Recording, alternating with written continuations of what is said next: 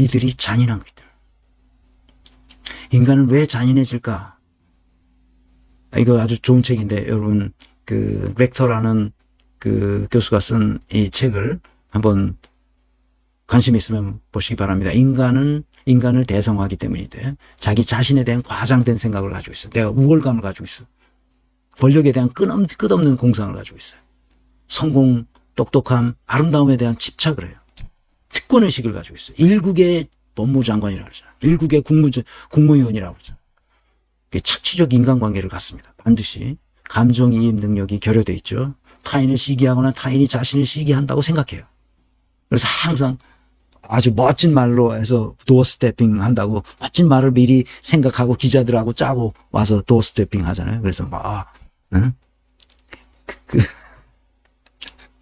범죄자가 단식 투쟁하면 우리나라 잡범들도 다 단식 투쟁할 거라고. 내가 보기에는 그 한동훈이 잡범 수준인데 정말 그 오만하고 불선한 태도를 가지고 있죠. 깐족거리고 그러는 게 다 잔인한 인간인데 왜 그러냐면 사람을 자기의 이익을 추구하는 대상으로 생각하기 때문에 그래요. 내가 이 책보다 더 중하게 생각하는 책은 이 기득권 상층부는 왜 잔인해지는가. 이 책 시적 정의라는 게 마사 누스바움 그 교수가 쓴 이 책인데 시적 정의라는 거예요. 이게 너무 제목이 좋아가지고 제가 이 책을 사서 쭉 보다가 와, 이 사람 진짜 괜찮은 사람이라는 걸 그때 알았어요. 그리고 이제 두 권의 책을 이건 이제 시적 정의이고 이게 이제 시적 정의라는 책이고 두 권의 책을 더 있어요. 이 사람이 쓴 건데 내가 이제 영양 진단하고 그러는 거니까 영양의 창조라는 이 책이 있어요. 이 책도 아주 참조할 만해요. 근데 역량이라는 컴피턴스가 아니라 뭐냐면 capability를 이 사람을 라고 그래. creating capability. 자기의 지적 그 사고력의 수준을 더 확장시켜. 이 수용 능력을 더 확장시키려면 어떻게 해야 된다. 지금 그 얘기를 하고 있는 거예요. 그러니까 인류가 이렇게 그 터널 비전을 가지고 있으면 안 되고 더 자기의 수용 능력을 확장시켜서 개방적이어야 한다. 개방성. 그것을 강조하는 거예요. 룬건망님. 룬건망님. 닉네임이 멋있습니다. 최 박사님께서 이재명 대표의 멘토가 되어줄 수 없는지요? 균형 잡힌 지식 체계와 우리가 본받아야 할 독일식 민주주의에 너무 해박하셔서요. 네. 저가 이제 은퇴했기 때문에 무슨 공직을 가거나 이제 그럴 일은 없을 거고요. 이재명 대표도 이 강의를 계속 들으시면 됩니다. 그러면 워낙 이재명 대표는 워낙 이 총명한 사람이라 제 강의를 계속 듣고 그러면 이게 뭐다 그러니까 금방 알 겁니다. 이게 마사 누스바움 교수가 쓴 학교는 시장이 아니다. Non-profit, non-for-profit, non-for-profit. 학교에서 이익을 내려고 하면 안 된다는 건데 학교는 시장이 아니라는 그런 제목으로 번역을 했는데 이 책도 제가 교육에 관심이 많잖아요. 이게 교육 제도를 이대로 놔두면 안 된다. 미국 교육 제도도 이대로 놔두면 절대로 안 된다고 주장하는 책이에요. 저희가 이 마사 누스바움은 이거 말고도 여러 개의 아주 훌륭한 책들을 많이 썼어요. 내가 다 읽어보진 못했는데 요 세 권을 읽어보면서 너무 이 사람 진짜 훌륭한 사람이다. 나는 그렇게 생각했는데 이 시적 정의에 147쪽에 보면 여기 제가 지금 읽어드릴게요. 147쪽에 이것도 인용문이에요. 마사 누스바움 교수가 인용한 건데 이 사람은 이 로스쿨 교수예요. 이 사람이.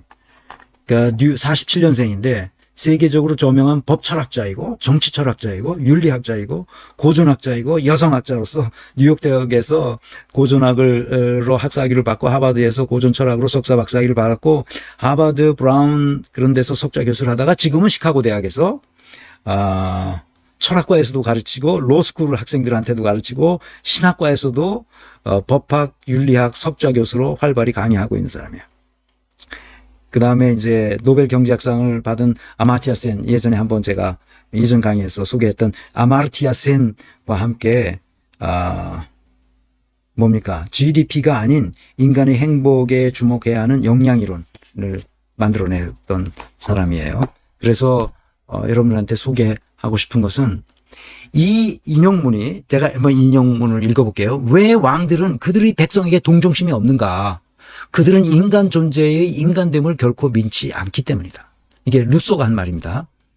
루소가 에밀에서 이 얘기를 썼어요. 그걸 그대로 인용한 거예요. 부자는 왜 가난한 사람들에게 그토록 매정한가?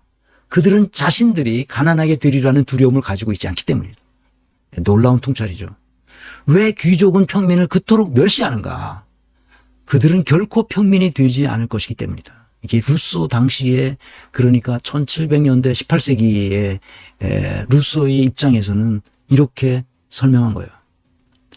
그래서 18세기 이후에 200년이 넘는 기간 동안에 우리 인류 문명이 발전되어 오는데 이런 관점을 완전히 박살내기 위해서 뭘 한 거예요? 기득권을 전부 다 붕괴시켰다는 거예요. 기득권을. 그게 사회 정의라는 거야. 기득권을 없애버리는 게. 내가 제목은 뭐였어요? 기득권 상층부는 왜 잔인해지는가? 왜 왕들은 그들의 백성들에게 동정심이 없는가? 그들은 인간 존재의 인간됨을 결코 믿지 않고, 부자는 왜 가난한 사람들이 그토록 매정한가? 그들은 자신이 가난하게 되리라는 두려움을 가지고 있지 않기 때문에 마음대로 한다는 거예요.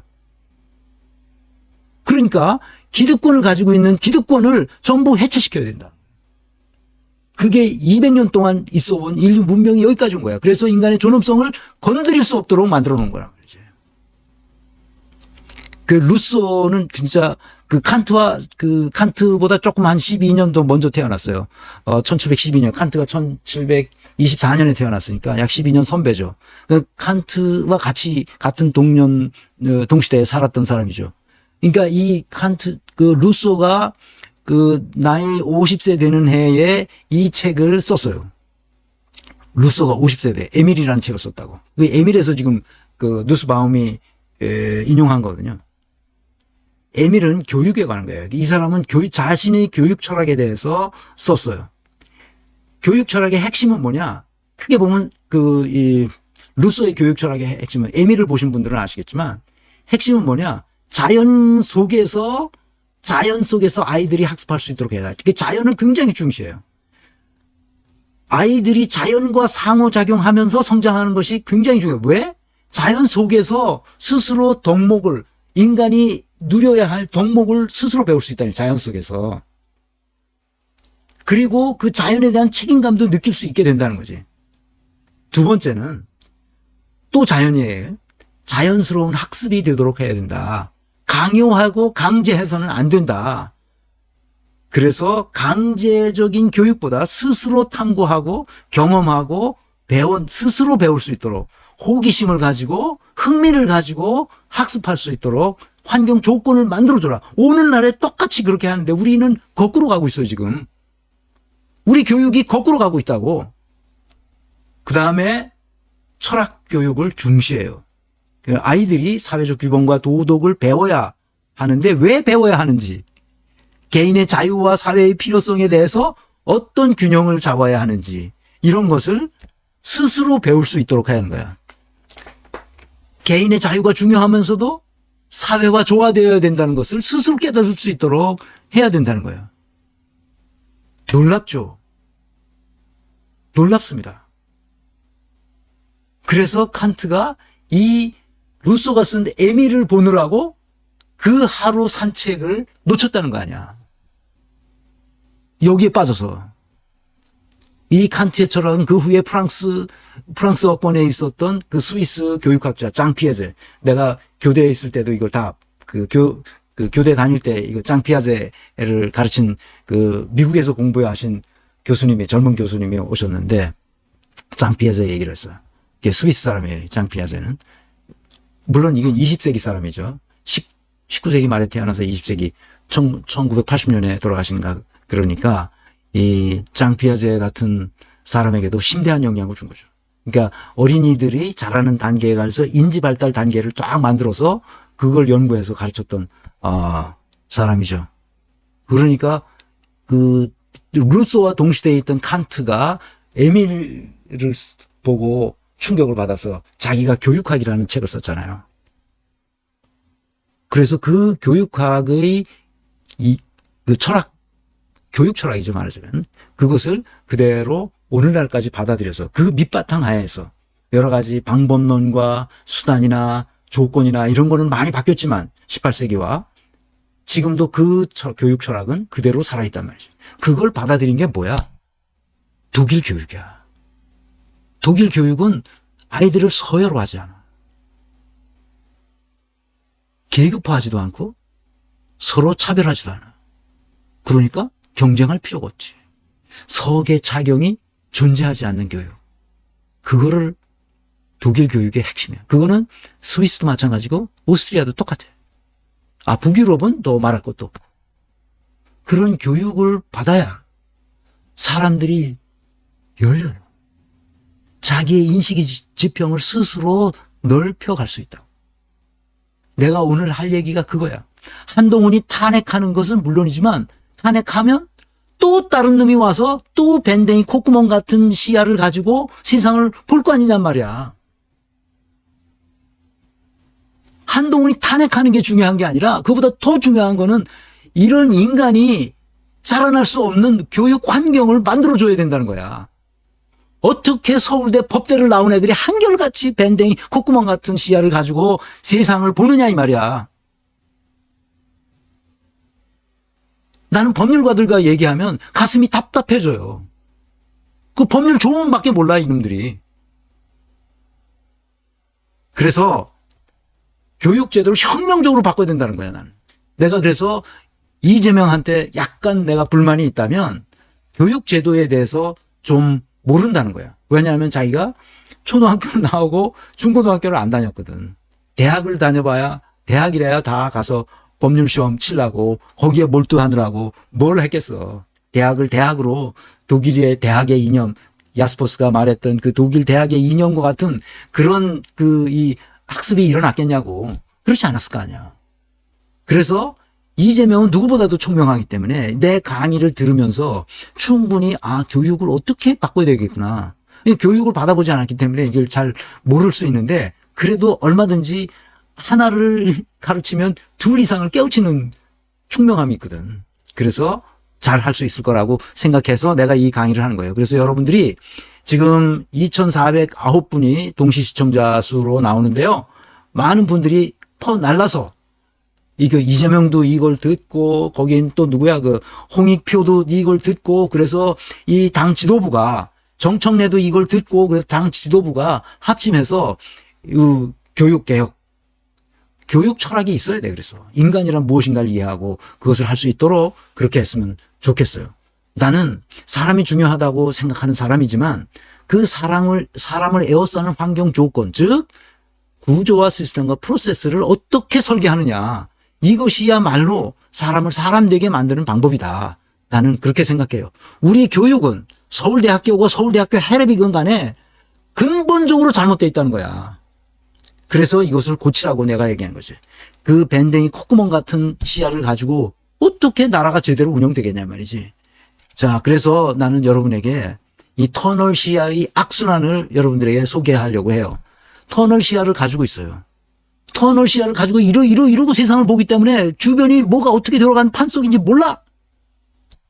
그러니까 목전의 이익에 급급한 거야, 얘네들이. 목전의 이익에 급급하지. 그러니까 자기 복게 모르니까 다른 사람이 보이지 않아. 다른 사람이 보이지 않으니까 어떻게 돼? 잔인해지잖아. 한동훈이 얼마나 잔인한 놈이야 이게. 윤석열도 마찬가지고. 어떻게 한 사람이 죄가 없는데 나올 때까지 그걸 수사하냔 말이야. 2년 동안 727일 동안 376번의 압수수색을 통해서 70명의 검사들을 동원해가지고 2년 동안 6번을 소환조사를 하고. 무슨 짓이야 이게. 2번을 어떻게 구속영장을 청구했고. 무슨 짓이야 이게. 이토록 잔인한 놈이 어디 있냐 말이야 이게. 이게 인간이겠어? 이런 잔인함은 어디서 나오는가? 샤머니즘에서 나와. 샤머니즘은 내가 지난 강의에서 했듯이 도덕적 무분별성이 있거든. 도덕과 아무 상관없어. 자기 이익만 있으면 무슨 짓을 해도 할 수 있는 게 샤머니즘이란 말이야. 그래서 샤머니즘을 끊어야 돼요. 그래서 우리 민족 전체가 끊어야 돼. 샤머니즘은 우리가 밴댕이 콧구멍 같은 이 시야를 가지고 있기 때문에 나오는 거거든. 멀리 보지도 못하고 넓게 보지도 못해. 그래서 내가 끊임없이 여러분들에게 주장하는 것은, 여러분들에게 간곡히 원하는 것은 역사의식과 시대정신이 뭔지를 파악하고 세상을 해석할 수 있도록 공부를 좀 해라. 그래서 내 이 강의를 시작한 거고, 그래서 여러 그 사람들이 이걸 다 볼 수 있도록 그렇게 했으면 좋겠어요. 제발 부탁합니다. 내가 바라는 거 없어요. 어떻게 나라가 이렇게, 고위 공직자면 좀 넓게 봐야 될 거냐. 크게 보고 멀리 보고 국가의 이 경쟁력을 높이기 위해서 우리가 어떤 환경 조건을 세팅해야만 되는지에 대해서 생각할 수 있도록 해야 될 거 아니야. 이 샤머니즘이라는 것은 우리 문명사에 대한 무지에서 오는 거예요. 샤머니즘에 빠진 사람이 어떻게 문명사를 이해하겠어요. 그러니까 기독교인들이 무식한 게 당연한 거야. 그 목사의 말에 목을 매고 있거든. 목사도 우리하고 똑같은 사람인데 왜 그 사람 말에 목을 매, 목사가 한 말이 진짜 그런지 하고 따져봐야 될 거 아니야. 수많은 학자들이 지금 오늘날 기독교가 어떻게 돌아가고 있는지 수많은 학자들이 연구하고 그것을 책으로 써놓은 게 내가 읽은 것만 해도 수십 권이야. 읽어보면 다 기라성 같은 사람들이야. 지난 그 19세기에서부터 20세기, 21세기까지 수많은 학자들이 팔레스타인이 2000년대 예수 당시에 무슨 일이 벌어졌길래 이런 식의 기독교 교리가 만들어졌는지가 다 밝혀놨어. 터널 시야는 왜 생기느냐. 폐쇄적인 환경 때문에 생기고 그것이 악순환이에요. 계속. 목전의 이익이 비전이 결여됐어요. 그 밴댕이 콧구멍인데 무슨 비전이 있겠어? 왜 잔인하겠어? 그것은 도덕적 무분별성 때문에서 잔인하고 샤머니즘에 기대는 거야. 자기 미래가 불안하니까. 그래서 자기만 잘 되면 되는 거니까 기독교인들이 100일 기도를 해. 새벽 기도. 자기 자식 수능 시험 잘 치게 해달라고. 이게 무슨 기독교야 이게. 그리고 목사한테 안수받아. 축복 기도. 이게 무슨 기도냐고. 이게 무슨 기독교냐고 이게. 예수가 언제 그런 짓을 했어. 말 같은 소리를 해야지 말 같은 소리를. 이건 뭐냐. 잘못된 교육 환경 때문에 점점 이게 악순환하고 있기 때문에 악순환하고 있어요. 이걸 근본적으로 고쳐야 됩니다. 그래서 내가 건 1년에 걸쳐서 책을 쓴 거예요. 성취주의 모형. 이건 뭡니까?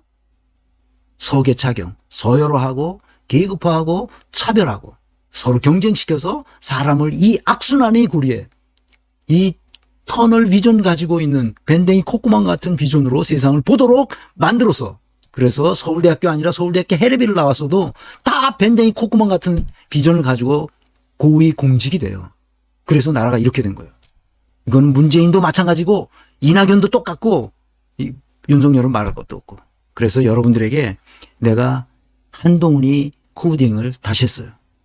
마이너스 55에서 이번에 그 이재명 그 악랄하게 잔인하게 수사해서 여기까지 오는 결론이 결국은 기각당한 거예요. 유창훈 판사로부터 기각당했죠. 한동훈이 무슨 짓을 한 거예요? 아주 나쁜 놈이죠. 아주 잔인한 인간입니다. 이 네 사람은 한동훈, 이낙연, 문재인, 윤석열 다 똑같은 부류의 인간들입니다. 민주당이 이 꼴인 거예요. 거기에 김종민, 이원욱, 조홍천, 이상민, 설훈, 윤영찬, 박용진, 송갑석, 전해철 다 똑같은 인간들입니다. 정도의 차이만 있을 뿐이지 오로지 자기 이익을 위해서 행동하는 이 사람들을 우리는 탄핵해야 됩니다. 다음 선거에서 분명히 이들을 탄핵함으로써 민주당이 올바를 설 수 있도록. 이보다 더 많아요. 근데 그 사람들은 좀 겉에 덜 나타난 사람들이라 그냥 대세를 따르려고 할 가능성도 있어요. 그래서 이 9명은 내가 보기에는 주동자 같은 느낌이 있어요. 그래서 난 주동하지 않았다 그러면 이 9명 중에 나한테 연락하세요. 내가 나중에 빼줄 테니까. 이 사람들은 자기가 한 일이 무엇인지 알 수 있도록 우리가 심판하고 한동훈도 심판해야 됩니다. 민주당이 그렇게 되기를 간절히 바라고요. 만약에 그렇게 하지 않을 때 여러분이 다시 민주당을 다시 옥죄도록 푸시를 해야 됩니다. 그래서 할 수 있도록 그렇게 해야 됩니다. 다른 길이 없어요. 정치는 국민이 하는 거지 정치인들이 하는 게 아닙니다. 우리 시민들이 깨어서 이 일을 올바로 할 수 있도록 밀어붙여야 됩니다.